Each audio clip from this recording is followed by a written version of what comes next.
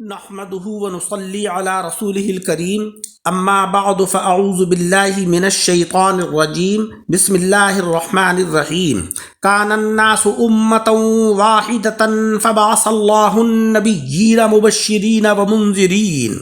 لوگ ایک دین پر تھے، پھر اللہ نے انبیاء بھیجے خوشخبری دیتے اور ڈر سناتے. وَأَنزَلَ مَعَهُمُ الْكِتَابَ بِالْحَقِّ لِيَحْكُمَ بَيْنَ النَّاسِ فِيمَا اخْتَلَفُوا فِيهِ، اور ان کے ساتھ سچی کتاب اتاری کہ وہ لوگوں میں ان کے اختلافوں کا فیصلہ کر دیں، اور کتاب میں اختلاف انہی نے ڈالا جس کو دی گئی تھی، بعد اس کے کہ ان کے پاس روشن حکم آ چکے، بغیم بینہم، آپس کی سرکشی سے.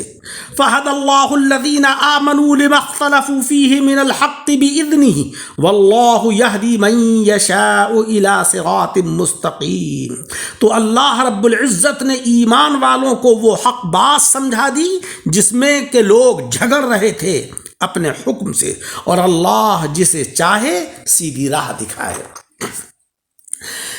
اس آیت کی تفسیر یہ ہے کہ آدم علیہ السلام سے ادریس علیہ السلام تک تقریباً سارے ہی لوگ روئے زمین پر ایمان والے تھے. پھر زمانہ ادریس سے ان میں اختلاف پیدا ہوا تو اللہ رب العزت نے حضرت نوح علیہ السلام اور ان کے علاوہ دیگر پیغمبروں کو ڈرانے اور خوشخبری سنانے کے لیے کتابیں اور صحیفے دے کر بھیجا تاکہ لوگوں کا اختلاف دور فرما دیں. مگر افسوس کہ جو آسمانی کتابیں جھگڑا مٹانے کے لیے آئی تھیں، اہل کتاب نے انہی میں اختلاف ڈال دیا اور آپس کی حسد کی وجہ سے روشن دلائل سے آنکھیں بند کر لیں.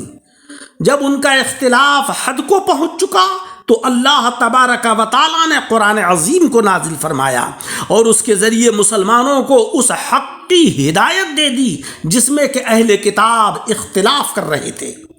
چنانچہ عیسائیوں کا قبلہ مشرقی بیت المقدس تھا اور یہودیوں کا مغربی بیت المقدس. مسلمانوں کا قبلہ دونوں سے افضل یعنی خانہ کعبہ مقرر ہوا. ان میں سے بعض کی نماز میں رکوع تھا اور سجدہ غائب، اور بعض میں اس کا برعکس یعنی سجدہ تھا اور رکوع نہیں تھا. مسلمانوں کی نماز میں دونوں چیزیں ہیں، سجدہ بھی ہے اور رکوع بھی ہے. ان میں سے بعض لوگ نماز میں بات چیت بھی کرتے تھے اور بعض لوگ نماز میں چلتے پھرتے بھی تھے. اسلامی نماز میں یہ کوئی عیب نہیں ہے. روزوں کے دنوں میں وہ لوگ اختلاف ہی کرتے رہے. اصل مہینہ یعنی رمضان المبارک کا وہ کوئی بھی نہیں پا سکا، وہ اللہ تبارک و تعالیٰ نے مسلمانوں کو عطا فرمایا. ہفتے کے بڑے دن میں بھی جھگڑا ہی رہا. یہودیوں نے سنیچر اور عیسائیوں نے اتوار پکڑ لیا، مگر صحیح دن سید الایام یعنی جمعے کا اللہ رب العزت نے مسلمانوں کے سوا کسی کو نہیں دیا. اسی طریقے سے عیسیٰ علیہ السلام کے متعلق وہ جھگڑے کرتے رہے. عیسائیوں نے انہیں خدا کا بیٹا مان لیا اور یہودیوں نے ان کی پاک والدہ مریم بتول کو عیب لگا دیا. مسلمانوں نے حق بات کہی کہ حضرت عیسیٰ علیہ السلام عبداللہ ہیں اور اس کے رسول ہیں. ابراہیم علیہ السلام کے بارے میں جھگڑا ہی رہا. کسی نے انہیں یہودی کہا، کسی نے عیسائی کہا. قرآن عظیم نے ان کی صفائی بیان فرمائی اور کہا کہ ما کان ابراہیم یہودی ولا نصرانی. حضرت سلیمان علیہ السلام کی نبوت میں بھی جھگڑا رہا کہ انہیں کسی نے نبی کہا، کسی نے جادوگر کہا. یوسف علیہ السلام کو بھی لوگ تہمت لگانے سے باز نہیں آئے. قرآن کریم نے ان کی شانیں لوگوں کو بتائیں اور فرمایا کہ وما کفر سلیمان، غرض کہ اسلام اور بانی اسلام علیہ السلام کا سب پر احسان ہے. ماننا یا نہ ماننا ہمارا کام ہے. آقا علیہ السلام نے فرمایا کہ ہم دنیا میں آخر ہیں اور قیامت میں اول ہوں گے، اور جنت میں اول ہم ہی جائیں گے. اہل کتاب کو پہلے کتاب ملی اور ہمیں ان کے بعد رب تبارک و تعالیٰ نے اس حق کی ہمیں ہدایت کر دی جس میں کہ وہ لوگ اختلاف کر رہے تھے.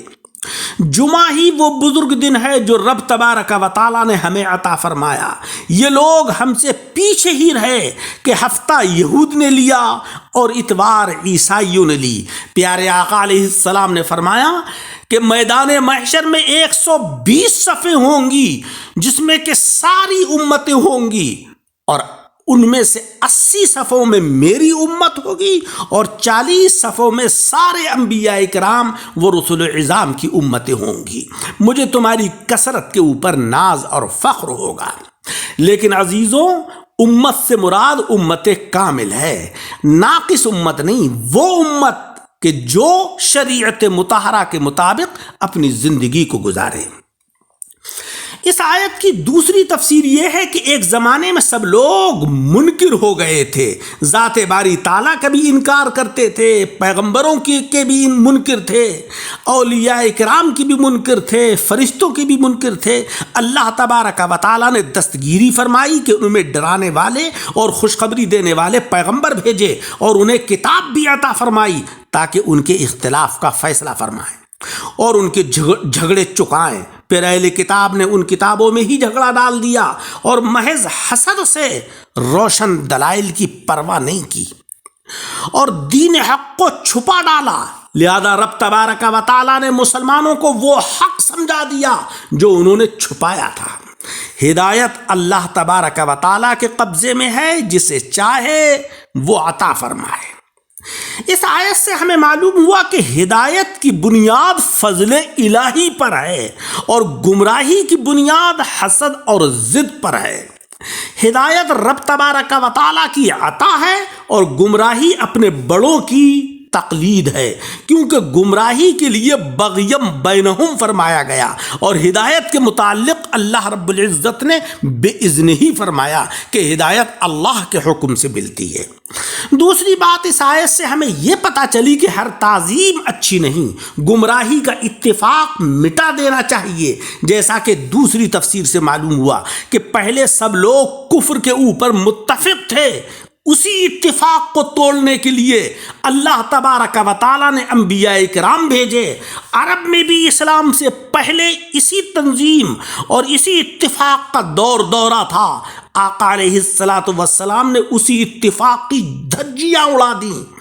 موجودہ مسلمان اس آیت سے عبرت پکڑیں اور ہر تنظیم اور ہر اتفاق کے فدائی نہ بنیں، بلکہ اپنی قیادت پیدا کریں اور وہ قیادت پیدا کریں کہ جس کے اندر ملی جذبہ ہو، اسلام سے لگاؤ ہو اور پیارے آقا علیہ السلام کی تعلیمات پر وہ قیادت گامزن ہو. وہی ملت بیضا کے لیے مفید ہوگی، وہی امت مسلمہ کی حقیقی طور پر قیادت کرنے کی استعداد اور صلاحیت رکھتی ہے. اللہ تبارک و تعالی مجھے اور آپ سب حضرات کو قرآن عظیم پڑھنے اور سمجھنے کی توفیق عطا فرمائے اور اس کے اوپر عمل کرنے کا جذبہ عطا فرمائے. درس کو سن کر احباب کے ساتھ شیئر کریں اور ہمارے یوٹیوب چینل دعوت حق درس قرآن کو لائک اور سبسکرائب کریں.